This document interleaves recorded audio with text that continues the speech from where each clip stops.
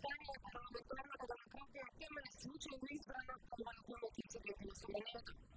Makedonija štednost pokaže da ima nedostatak na politička kultura i ušteko seriozan nedostatak na politički dijalog. No kako funkcionira parlament, zemlje da će društvo i nije se spremno da se uključila. Ovo je vrenovski ministar reportaža matematike Andija. За една држава да може да го носи атрибутот демократска, прва работа со која треба да има расчистено е кој е кој. Во случајот на парламентарните демократии, парламентот е врховното тело, чуварот на демократските придобивки и представник на интересите на граѓаните. Парламентот не е и не може да биде гласачка машина која е диригирана од партиски штаб или владата. Таков е барем случајот со Холандија. Во холандскиот парламент седат 150 пратерици и секој од нив има привилегија и уште повеќе обврска да биде независен. Меѓу сите 150 пратерици на холандскиот парламент нема дилеми кој е помоќниот, тие или министрите и премиерот. It's not driven from government. The parliament is the highest organ in the Netherlands. Parliament has the highest power. So the parliament invites and asks the minister, and it's an invitation to say it nicely, but the ministers always attend. The government can do what it wants, but in the end parliament decides. And it means that also if you are of a governmental group, my party is in government, but that doesn't mean that as a member of parliament you're not critical also on your own ministers. I mean, you're a representative, you're not part of government, you check the government, you scrutinize the government.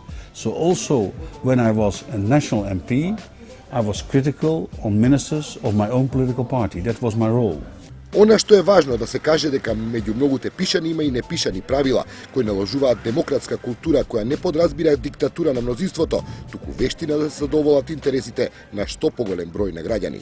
Ultimately, in numbers, the majority has the final say, but it's in our parliamentary democracy a tradition and an unwritten rule, but still a rule, that you take into account the interests of the minority.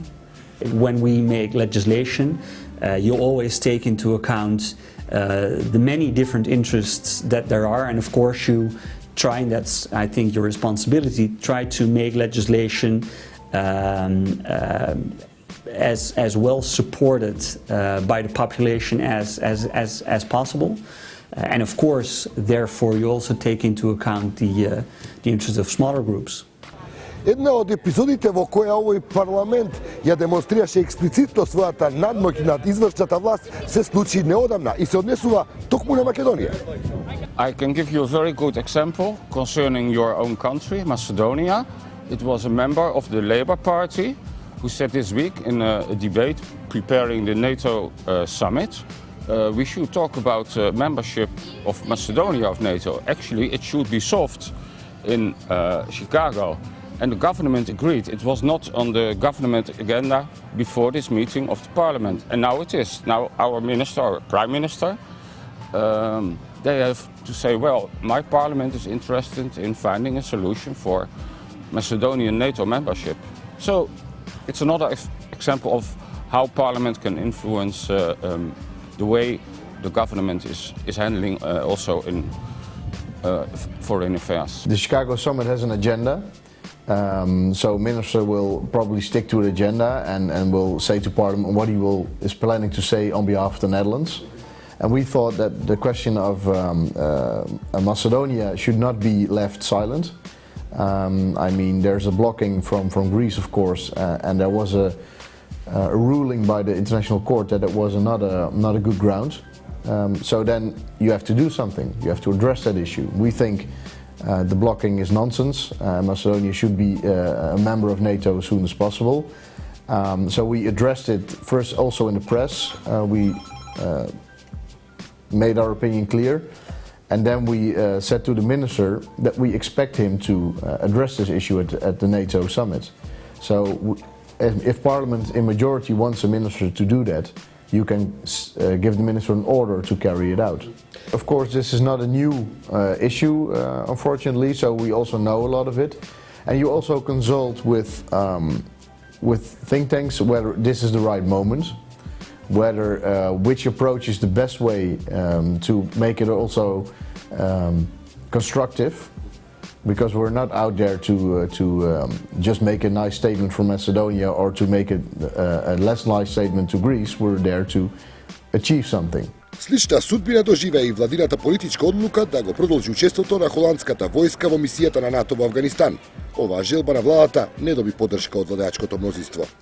We have now a so-called police training mission in a small province in the north of Afghanistan, Kunduz, and the government wanted to make it a much bigger military mission, and the parliament said no, that we don't accept. We make a much smaller mission. It's not a military mission, it's training of policemen who are not going to fight with Taliban, who have to control crowds and do normal police things. And the government had to accept because they need a majority. So they diminished the mission because of the wishes of the parliament. Let's stay with this example of the Afghanistan mission. There were briefings with generals, with NGOs, with Red Cross, with all kind of organizations before the parliament took its decision. So it's a lot of people from society, civil society, were involved in this decision making. Во секој случај, одлуките на парламентот во Холандија никогаш не се носат на брзина. Процесот на донесувањето на секоја одлука подразбира и процес на што пошироки консултации со различните интересни групи, представниците на невладините организации и експертите. Секој четврток, на пример, во холандскиот парламент е време за консултации со сите релевантни фактори во однос на проблематиката која се третира во парламентарниот процес.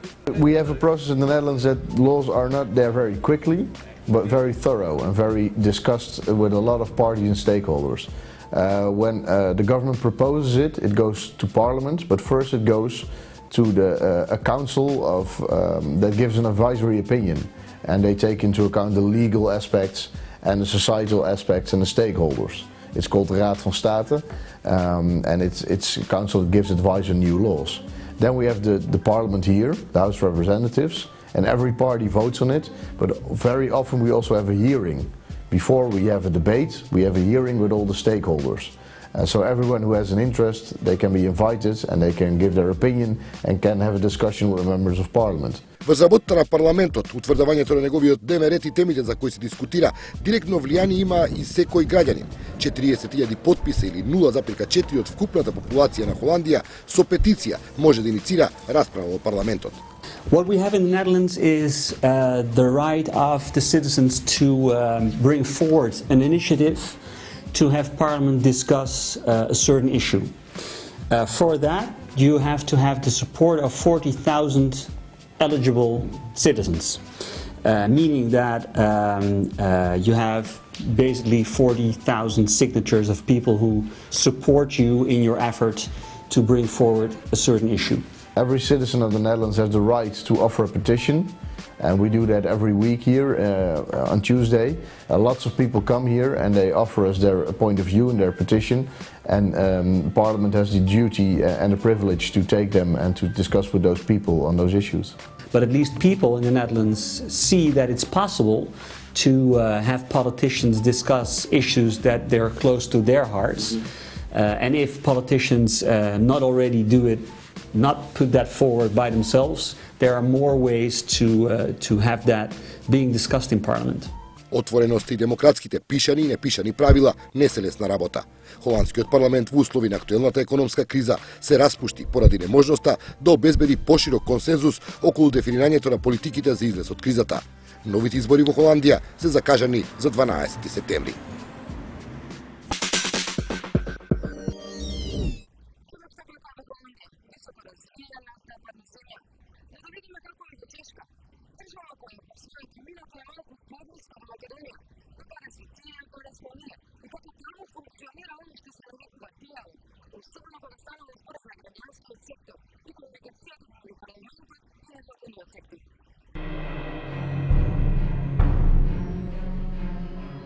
Со падот на Берлинскиот зид падна и режимот во тогашна Чехословачка. Затворањето на портата кон СССР овозможи отворање на онаа другата кон западното демократско општество, но незиното туркање ни малку не оди лесно, а ги беше и невозможно без градењето на силниот цивилен сектор. Поранешниот дисидент и најдобар пријател на Вацлав Хавел е личност која учествува во основањето на првите невладини организации. Во духот на отпорот и слободната мисла, која денес е символ во чешкото општество, помалку филозофски објаснува зошто првиот чекор во тогашната нова чешка држава е токму градењето на цивилниот сектор. Well, obviously, a vibrant civil society is a necessary condition of any meaningful existence of open society, of any democracy. At the same time, it's very clear that you need to have society that is able to live under the rule of law and with a constitutional system that is I wouldn't like to say is that bodies of civil society can replace standard political parties. I think that political will needs to be created in a certain way, but civil society is the basis. If you don't have society of people who are ready to also participate in creation of public good, then no democratic system can do it for you. Се разбира, работите не течеле глатко и на институциите по почетокот не им е лесно да го приватат постоењето на невладиниот сектор. In the 90s, they were not so keen on collaborating, party politicians, with such NGOs. Now they are, because they know that those NGOs provide them, let us say, intellectual ammunition, arguments for public debates, for articles, and both parties of the right and of the left and on the center ask people from NGOs to serve in their administrations, not on the top positions like ministers. Ministers are always party men and women, but let us say as advisors and so on. Денес работите изгледаат поинаку. Раните 90-ти игнорантскиот однос кон чешкиот невладин сектор влегуваат во историјата.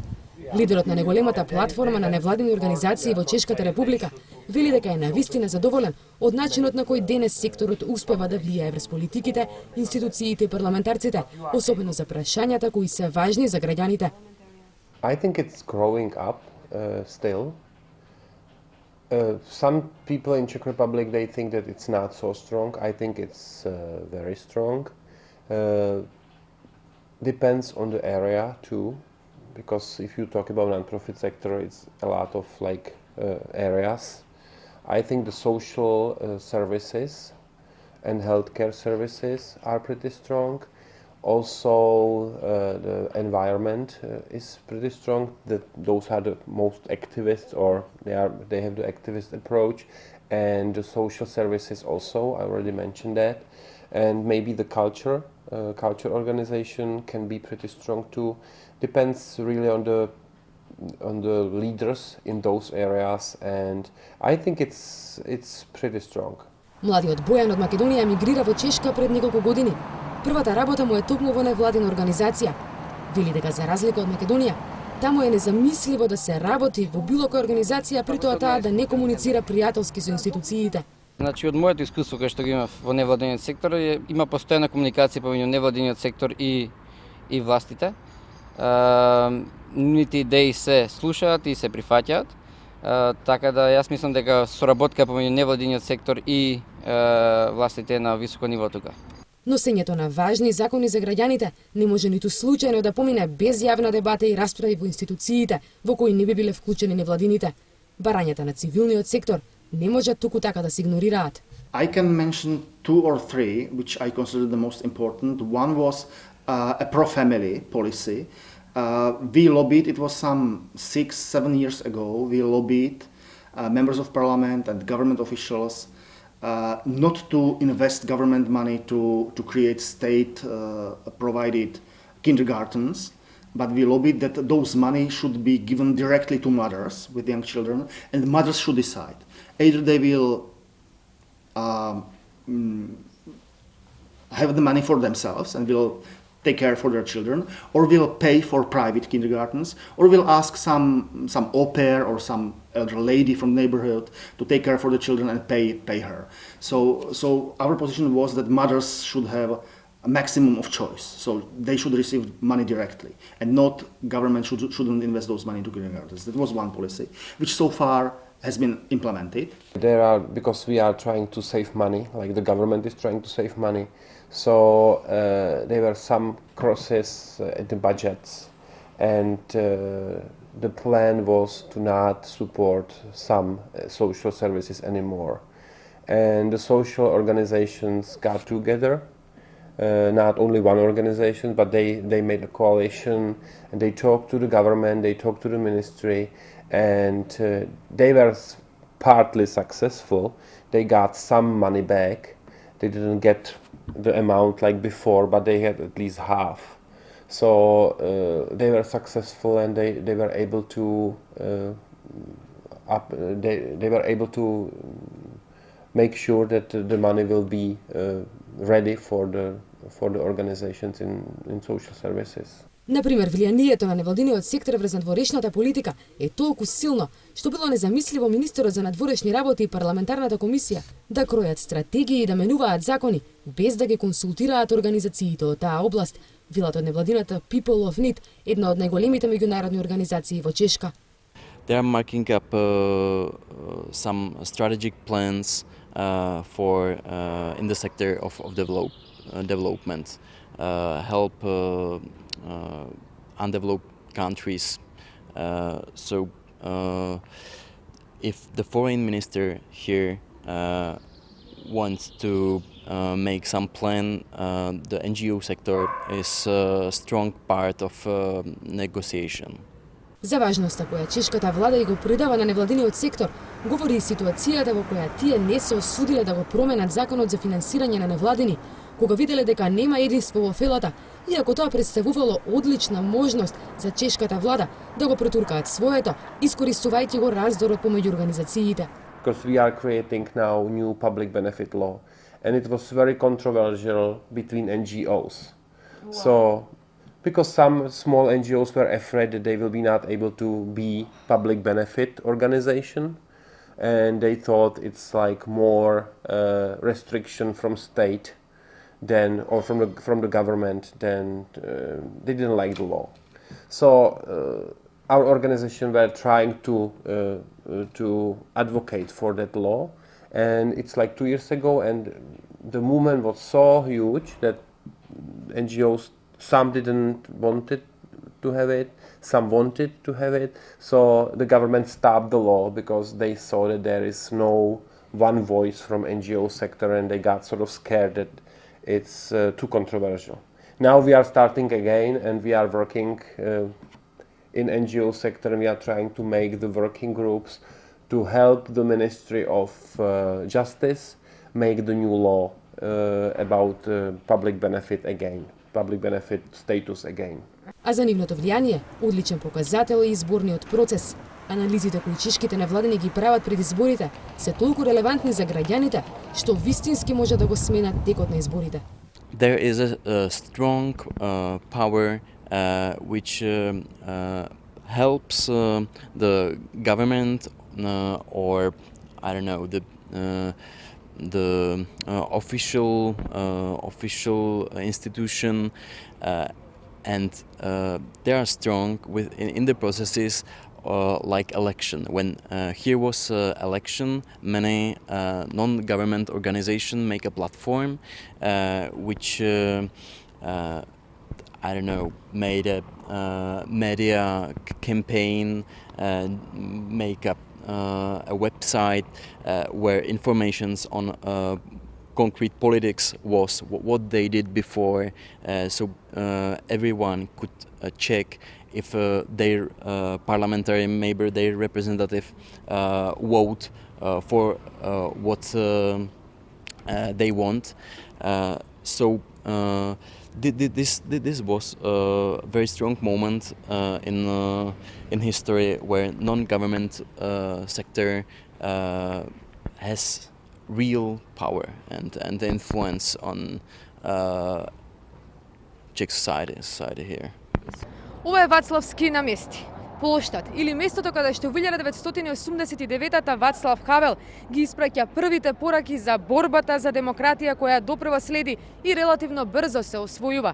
Но таа борба би била незамислива без учеството на цивилниот сектор, А како е денес? Ако пред 89-та е забрането постоењето на граѓански организации, денес чешката влада ја покажува својата волја за развој на овој сегмент од општеството, а доказ за тоа се и сумите кои ги оздвојува за важните прашања кои ги бачат граѓаните, а кои може да ги остварат преку цивилниот сектор. Сумите воопшто не се мали. Годишно чешката влада издвојува 103 милиони евра за помош на невладиниот сектор. За илустрација, македонската влада двои по 200.000 евра годишно.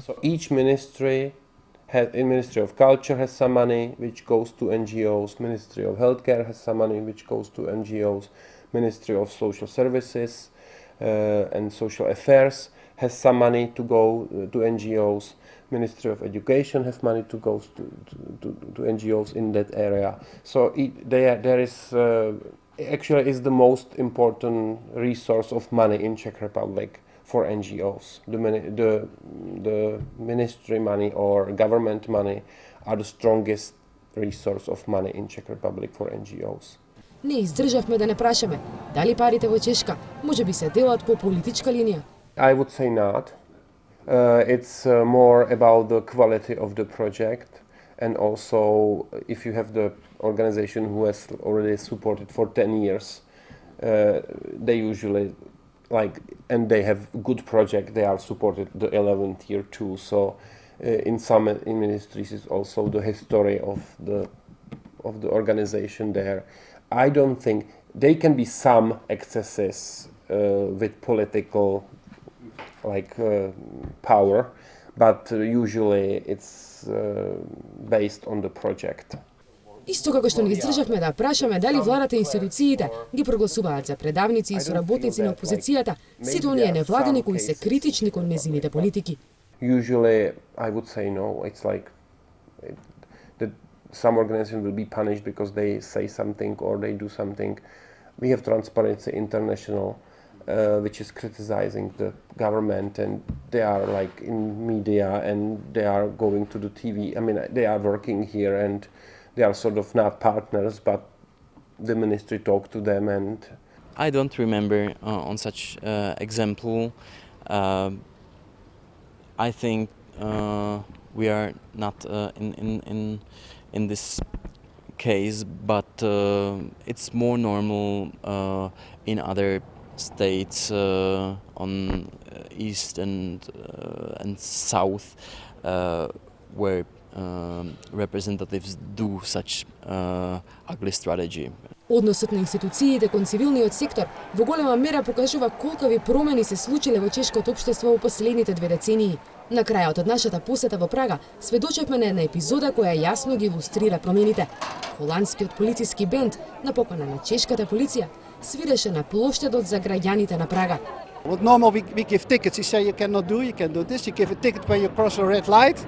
But now we come on another mission and we bring music and we bring happiness. And that's the message from our boss to bring the police on a lower level and to see we are all human beings. Полиција која се е страф е минато време во чешкото општество. Исто како што невладиниот сектор не се гледа како непожелен граѓански отпор, туку партнер на институциите, владата и парламентот, чиј збор тежи многу и многу пати пресудува. Тоа е новата чешка демократска реалност.